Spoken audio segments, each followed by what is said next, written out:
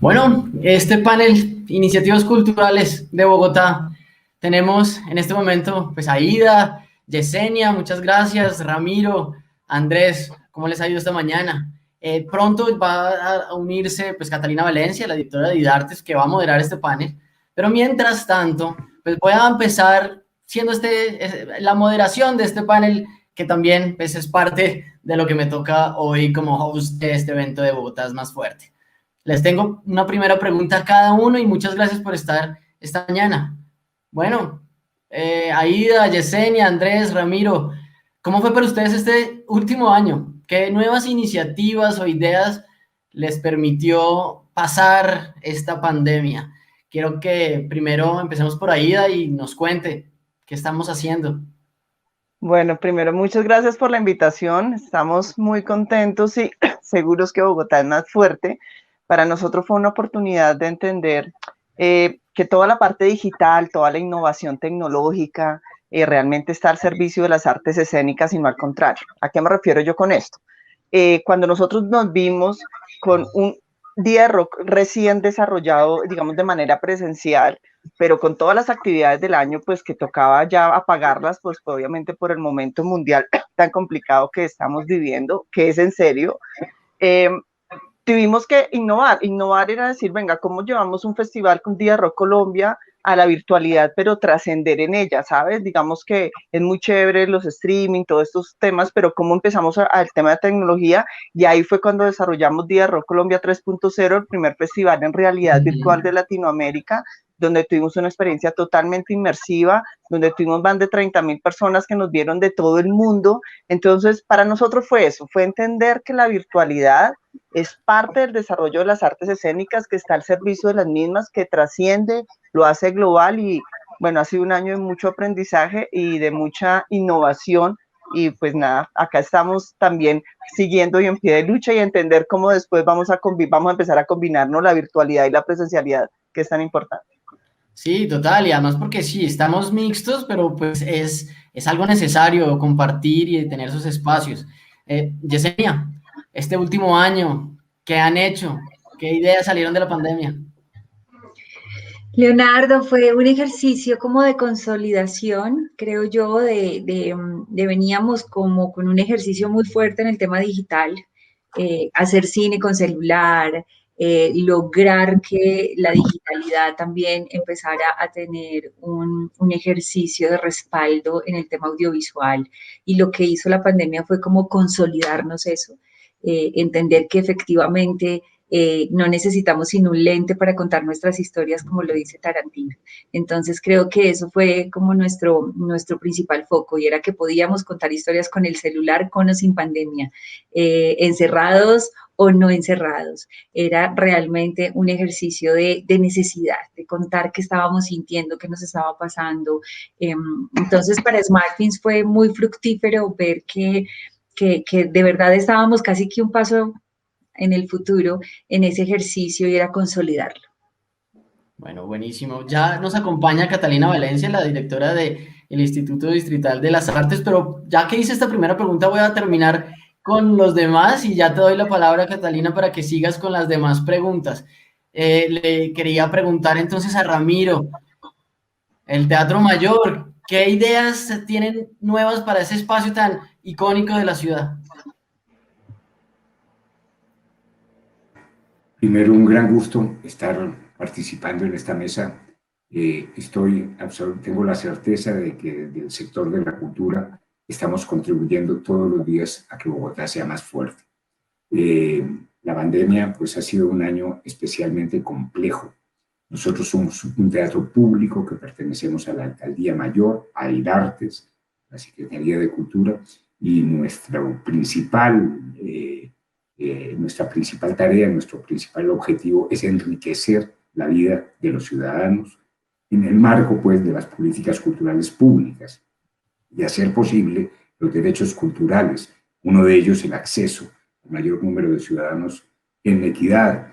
Y en este caso, el Teatro Mayor, por su propio modelo de gestión público-privado, ha sido muy innovador, y desde 2014 habíamos creado una plataforma digital y transmitíamos un espectáculo cada mes que se estrenaba en el Teatro Mayor de manera gratuita. A partir de la tercera semana de marzo del año pasado empezamos a transmitir un espectáculo cada semana que se estrena todos los jueves a las 8 de la noche, permanece en la plataforma, y esto ha sido verdaderamente un acontecimiento. Tenemos que tener en cuenta que nosotros como escenarios, el complejo de teatros Julio Mario Santo Domingo como escenarios, tiene como parte fundamental el encuentro entre el público y los artistas, que es el acto esencial de la creación artística en el campo de las artes escénicas. Y sin eso, la transmisión se nos vuelve verdaderamente un inmenso desafío, crear un lenguaje para el público que ya no tenemos en la sala, sino que nos sigue a través de la pantalla desde su hogar o desde un teléfono móvil, etc. Entonces hemos estado trabajando en ese lenguaje, en cómo interpelamos al público en los tiempos, en la iluminación, en las atmósferas, etc. Y ha sido realmente una experiencia de sumo rica, al tal punto que estoy seguro que ahora que volvamos, digamos, a la normalidad, entre comillas, que yo creo que ya será siempre diferente, vamos a tener este tema entre la presencialidad y la virtualidad de manera constante, ¿no? Nada más un pequeño dato. Nosotros hemos tenido en este año más de 130 millones de entradas a la plataforma, de alcance, se llama eso, entradas a la plataforma. Cuando uno entra en una plataforma, pica y entra. Y hemos tenido 20 millones de plays, que es cuando la gente entra y permanece en la plataforma. Y ha permanecido entre 20 y 40 minutos. Esto nos hace en una de las plataformas culturales más importantes de América Latina. En fin, esas son algunas enseñanzas que hemos tenido en este año tan especial. Bueno, excelente, Ramiro. O sea, además es un espacio pues, que reúne, y es uno de los espacios más grandes que reúne la cultura en la ciudad, y pues qué mejor noticia que todas esas iniciativas también se puedan compartir desde el espacio digital. Bueno, Andrés Bayona, director del Bogotá International Film Festival, que nos acompaña hoy también. Último año, iniciativas, y le voy a preguntar seguido también a Catalina, que desde Lidartes también nos conteste la misma pregunta, y ya sigues con el panel. Andrés, el BIF este año, ¿cómo se ha reinventado? ¿Qué pasó también el año pasado? No te oímos. Listo. ¿No? ¿No te oímos? ¿Ahí? No, tampoco. Bueno, Catalina, contéstanos desde Lidartes, ¿cómo es este año? ¿Qué pasó el último año? ¿Qué iniciativas tienen? ¿Ideas desde la pandemia? Y volvemos con Andrés cuando resolvamos el sonido. Bueno, pues buenos días para todos y para todas. Es para mí un honor estar en este panel con personas, por supuesto, tan importantes de nuestro sector, a Aida Hudson, a Yesenia, a Andrés, a Ramiro. Es realmente para mí una alegría encontrarlos en este espacio.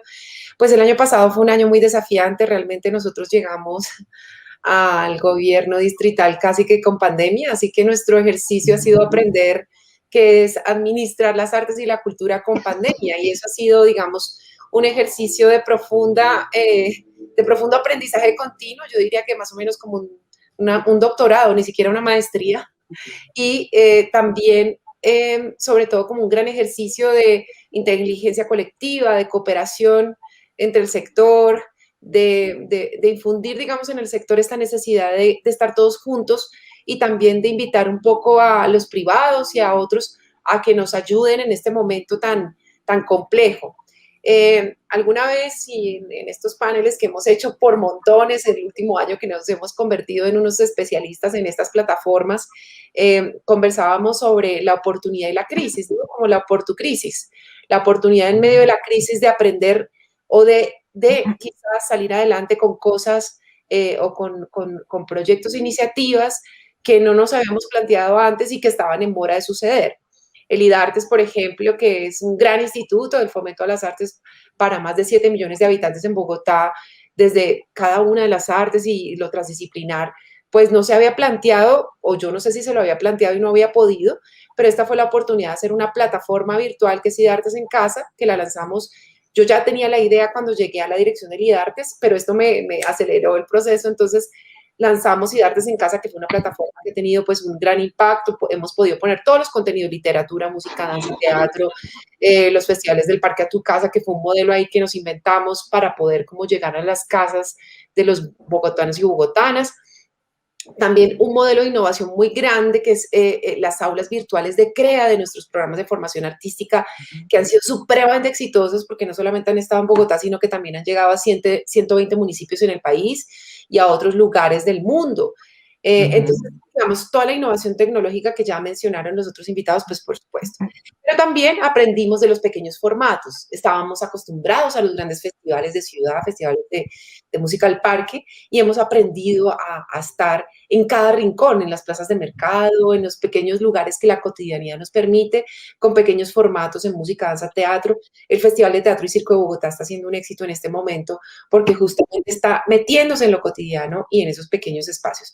Así que esto es como un poco el muy grande, podría contar muy largamente todas las cosas que han sucedido, pero sobre todo en ese ejercicio de mitigación del impacto en el sector, reactivación y sostenibilidad también del ecosistema artístico y cultural, que esa es como nuestra gran apuesta estos años y que será hasta terminar pues el gobierno. No, excelente. Si quieres, intentamos con Andrés Bayona que nos conteste la pregunta y ya te dejo para que les hagan los demás y podamos escuchar sus ideas. Andrés, ¿nos oyes? ¿Estás? No, no te oímos, no te oímos. Activando el micrófono. Activa el micrófono, es que el micrófono está silenciado. Ahí lo tienes activo, no te oímos. Bueno, Catalina, te dejo con las preguntas y ahorita intentamos con Andrés. Qué lástima. Sí. No se oye. Bueno. Sigue, Cat.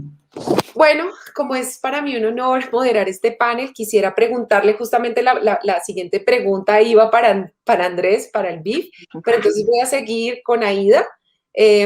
Tenemos, la pregunta que quería hacerte, Aida, es ¿cómo debemos empezar a preparar los escenarios para adecuarlos para que tengamos nuevamente conciertos al aire libre? ¿Cómo ves tú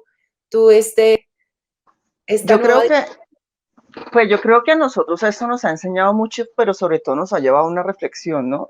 Y una reflexión es, nosotros tenemos unos sistemas, digamos, unos planes de contingencia, de emergencia que llevamos desarrollando hace años, hace 20 años, digámoslo así, y estábamos muy pegados a la normalidad, ¿no? Nunca entendimos y nunca teníamos el plan para la normalidad y el plan para una pandemia, jamás.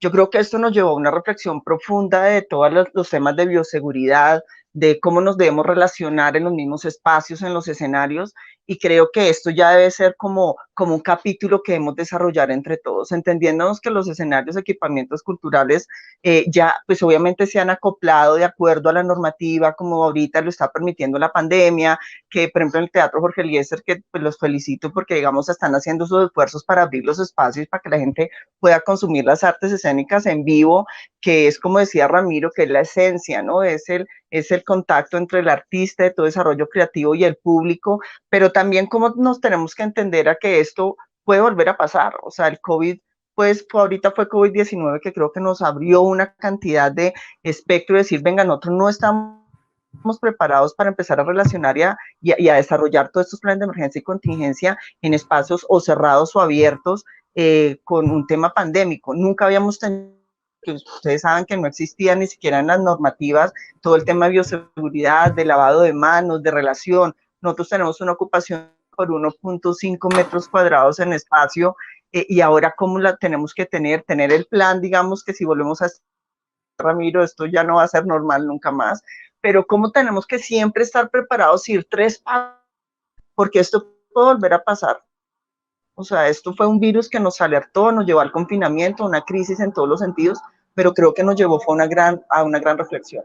Entonces, Catalina, un poco, digamos que respondiendo a la pregunta, creo que esto lo que nos toca es prepararnos para seguir desarrollando planes de emergencia y contingencia, si esto nos volvería a pasar, para no tener que cerrar la escena. Nosotros tuvimos que cerrar la escena 100% porque no teníamos ningún plan. No existía ningún plan para el relacionamiento de las artes, no teníamos ese plan B, no existía en este sentido, y creo que esa es la manera de prepararnos. ¿Y cómo nos estamos preparando? Yo creo que todos pues estamos ávidos de volver a los escenarios, estamos ávidos de volver a encontrarnos, a volver a unir los públicos, con los artistas, pero sobre todo con toda la cadena de valor, lo necesitamos. Creo que estamos listos para volver, pero tenemos que volver así ya mañana nos dijeran, se acabó el COVID, yo estoy superando este proceso, pues estoy en casa superando el COVID, es muy duro, doy gracias a todo que estoy en casa, que no tengo un caso tan grave, pero es muy difícil, pero cómo esto nos tiene que enseñar a ir un paso más adelante, a valorar lo que tenemos en las artes, y a tener como todos estos temas de bioseguridad totalmente ya inmersos en todos nuestros planes, pero que tenemos que prepararnos si esto vuelve a pasar para que no tengamos que cerrarnos. Fuimos el primer sector que cerró el 100% y somos el último en reactivarnos, la gente le está pasando muy mal. Entonces yo creo que es un trabajo con las entidades, con lo público, con lo privado, con los artistas, pero un tema de conciencia. Eso es básicamente lo que tendría que decir al respecto. Bueno, gracias, Aida. Sí, realmente un desafío enorme para los que teníamos o que hemos tenido que agenciar eventos al aire libre.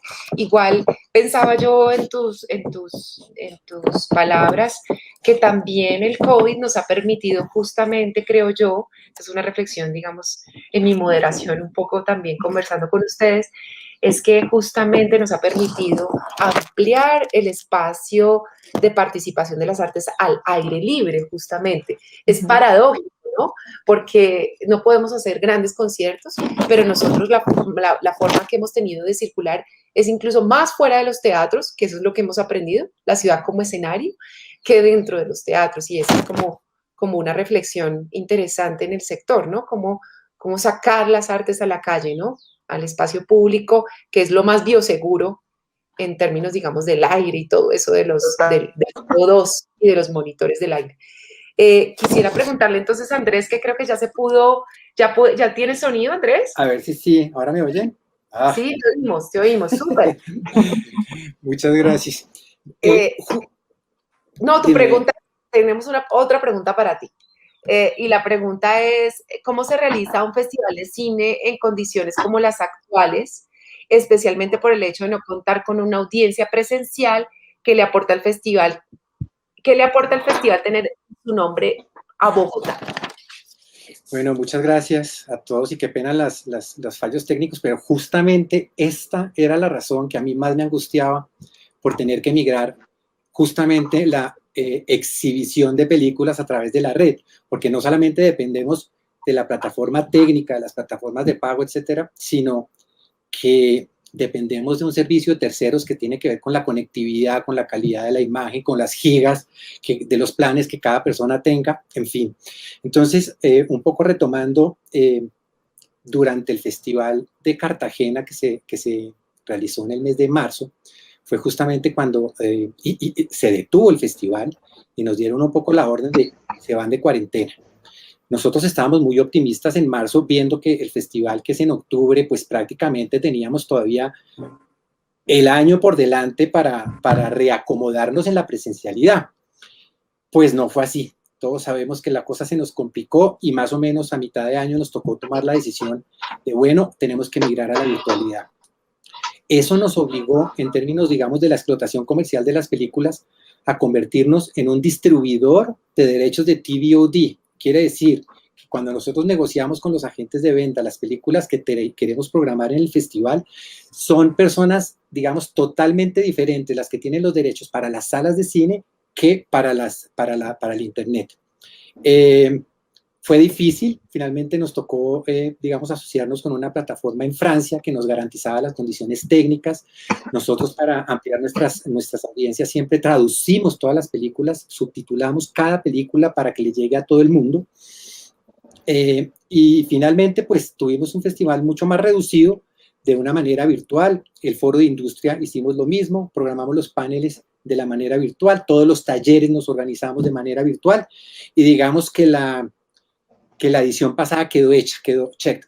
¿Quisiéramos repetirla? No quisiéramos repetirla, aunque ya la sabemos hacer. Yo le doy toda la razón a Ramiro y con otros colegas directores de eventos, digamos, derivados de las industrias creativas, que la presencialidad es nuestra razón de ser. O sea, nosotros hacemos unos esfuerzos ingentes en traer a los hacedores del cine a que se reúnan con sus audiencias.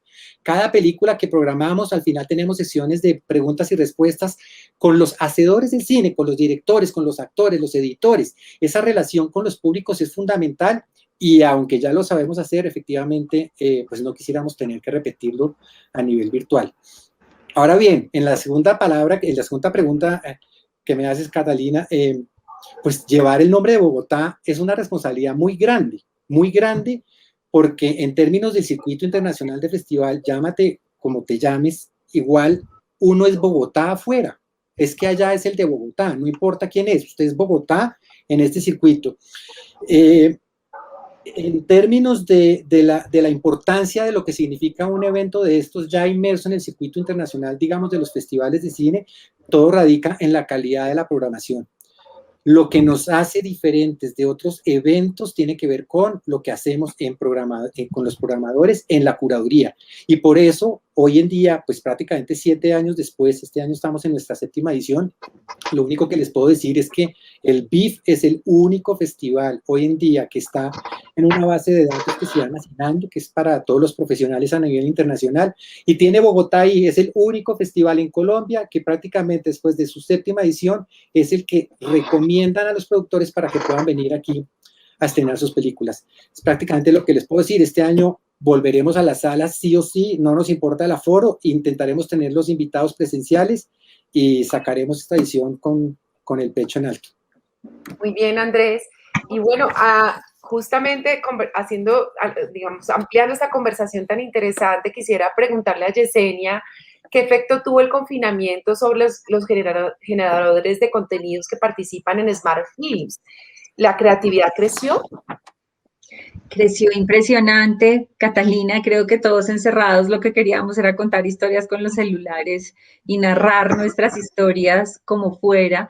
Así que el crecimiento que tuvimos el año pasado, tanto en la producción de contenidos con celular como en las capacitaciones, fueron gigantes. O sea, yo pasé en el 2019, nosotros capacitamos 11.000 personas, que todo nuestro proceso era completamente presencial, entonces nos íbamos a muchas ciudades del país, a los colegios, a las universidades, a los grupos focales. El año pasado, cuando pasamos a la virtualidad, capacitamos 270.000 personas.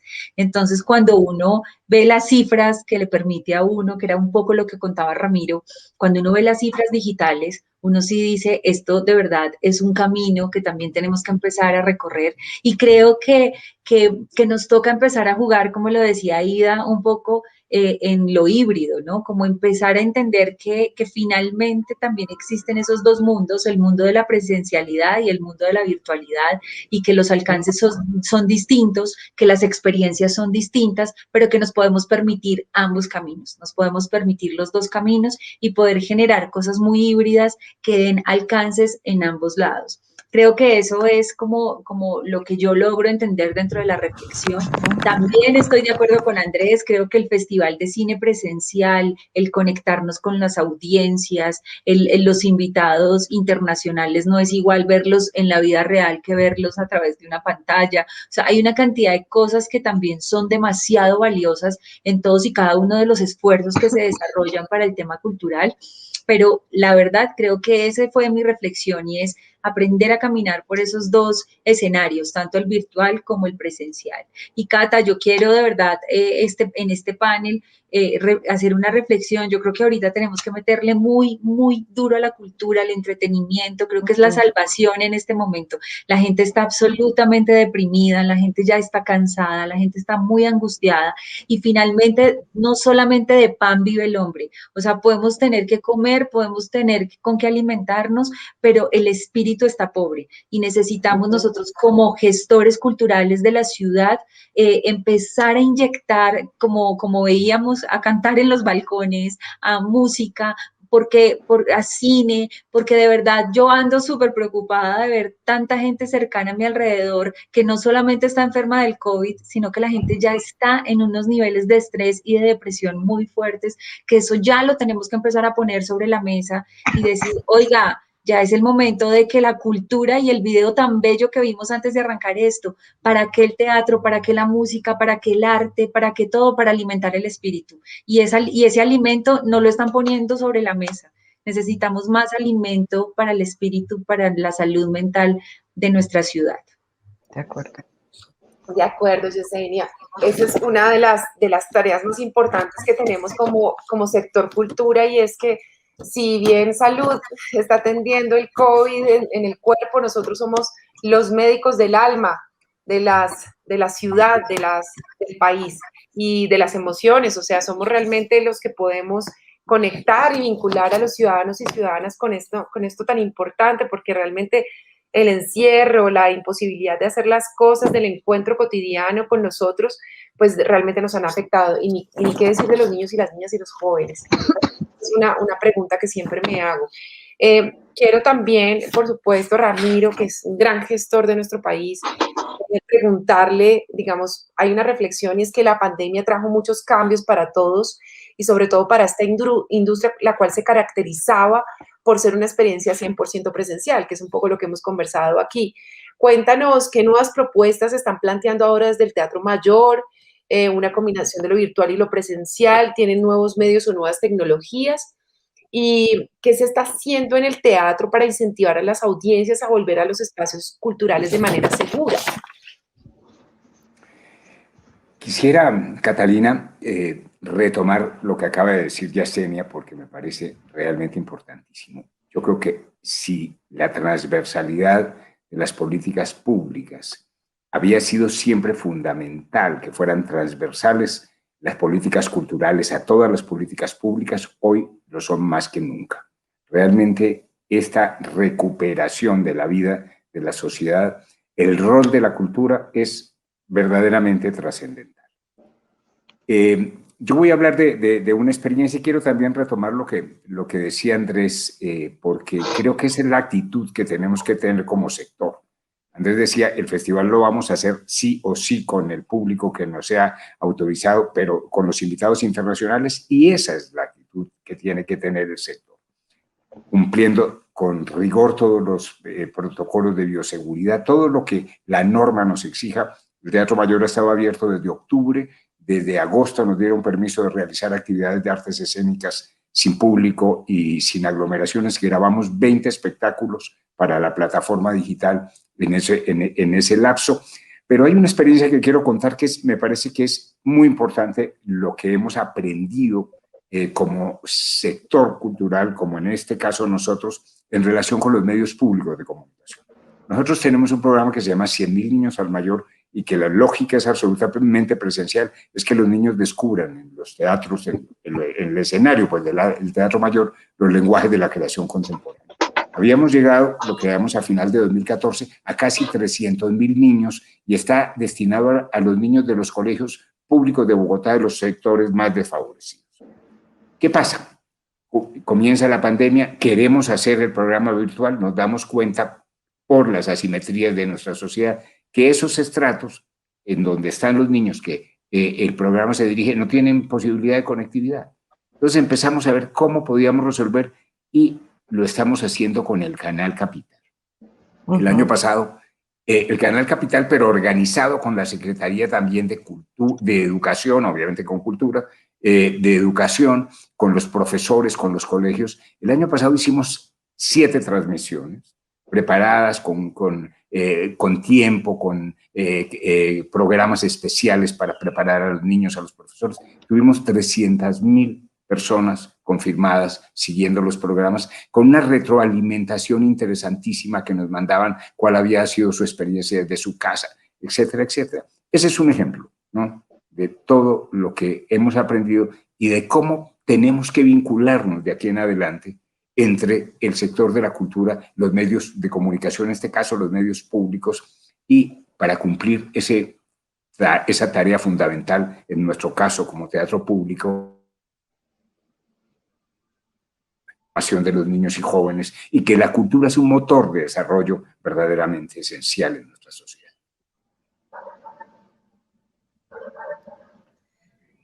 Ramiro, pues esa reflexión es más que pertinente y la verdad es que ya vamos a tener que ir cerrando nuestro panel, que realmente esta sería una conversación larga y extensa y además muy rica. Realmente quiero agradecer a cada uno de las gestoras y de los gestores y además de las personas y de los seres humanos que están aquí en este panel. Son maravillosos. He tenido la oportunidad de compartir con ellos y con ellas y realmente pues por supuesto siempre estos liderazgos en la cultura son fundamentales y nosotros, digamos, yo me considero una nueva lideresa en nuestro sector que ama lo que hace, que ama las artes y la cultura y también pues vengo de ahí, soy bailarina, así que tengo toda la sensibilidad con este tema. Grandes desafíos, grandes retos para nuestro sector en lo que nos queda. Hay una última reflexión con la que quiero cerrar este panel agradeciéndole a todos los que lo hicieron posible, a Invest in Bogotá, la Alcaldía Mayor de Bogotá. Quería decirles que la reflexión de Ramiro es muy pertinente. Este es el momento para consolidar y fortalecer en la agenda la importancia de las artes en la política pública con los demás sectores. Y eso creo que nos va a dar mucha más alcance y mucha más importancia en el país, en la ciudad, en el país y por supuesto también en el mundo. Les mando un abrazo inmenso, muchas gracias por participar de este panel y espero que nos encontremos en muchos más y conversemos sobre estos temas tan importantes para la ciudad. Leonardo, muchas gracias por la invitación a moderar este panel, me siento más que orgullosa y pues es un honor estar con estas grandes invitadas e invitados. No, a ustedes, Andrés, que te pudimos oír por fin y pudiste contar todo lo del VIP de este año, Aida y tu festival que seguimos apoyando desde la virtualidad, que además va a un público joven y con toda la dinámica que también pues, hemos participado, Yesenia, pues que somos aliados en el Smart Films este año con 10 categorías increíbles, con un impacto impresionante en la ciudad de celular, películas a través de celular. Y Ramiro, pues el ícono también de la cultura y pues que está en el Teatro Mayor impulsando lo mejor de la ciudad. Muchísimas gracias a ustedes. Gracias. Gracias a todos. Muchas gracias. Gracias, Leonardo. Gracias, Catalina, compañeros. Muchas gracias.